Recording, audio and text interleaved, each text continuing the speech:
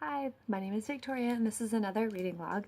This week's book is Mama Africa, How Miriam McCabe Spread Hope with Her Song, and was written by Catherine Erskine and illustrated by Charlie Palmer. This is a awesome children's picture book. It's also biographical about Miriam's life, and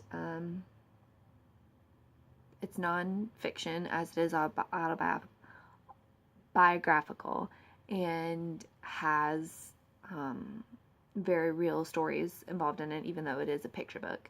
I also added the label of culture diversity because it is different from my background. This was actually the storyline this was based off of was something I was not aware of, so I would classify that as cultural diversity, at least for me. It is about how Miriam grew up in South Africa during the time of major segregation where you had to go in and classify your race, and then there was specific, just similar to the United States and their civil rights movements, but the way it was told made it seem even more harsh, especially in South Africa where the natives had the right to their own land, to their own property, to be able to drive, and they were denied their freedom. So Miriam grows up to sing, and she has a beautiful voice, and she uses the power of her voice and her song to spread awareness to other countries. She goes to the UN. She meets Nelson Mandela. She is encouraged and inspired by other singers of that day, including Ella Fitzgerald and Billie Holiday. She goes all around the world, was in exile from her homeland.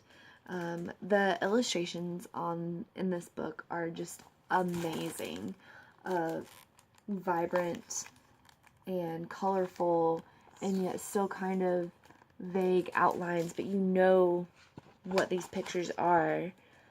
Especially the ones of Nelson Mandela I enjoy because it vaguely looks like him. Well, this older picture, like everyone knows who that is, but you know who it is without being the specific details of, the perfect engraving of their faces. And just the painting, it looks like it was painted right on the sheet.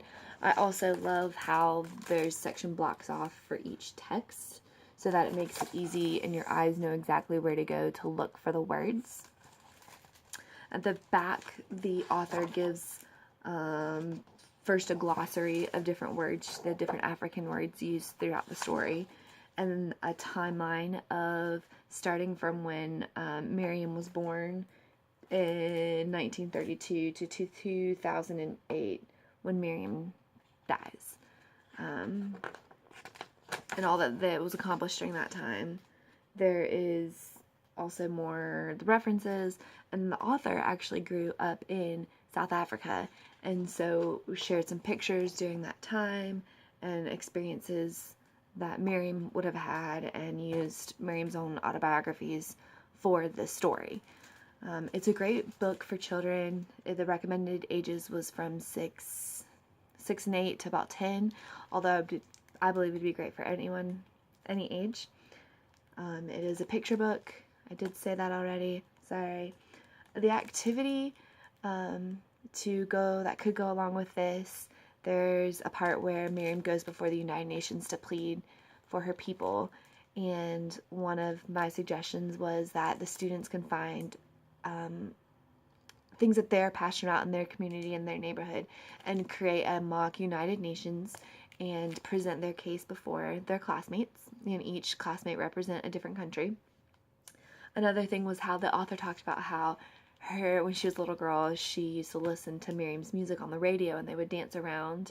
And I was able to find some of her work on YouTube. It's beautiful, beautiful stuff, and it kind of makes you want to dance. It makes you want to move and to play it. Maybe if you have a younger audience of little kids, and having them dance around to the music, maybe make up their own dance or play a game like musical chairs with the music.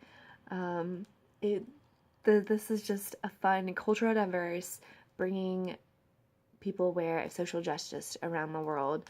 Mama Africa, the story about how Miriam spread hope with her song.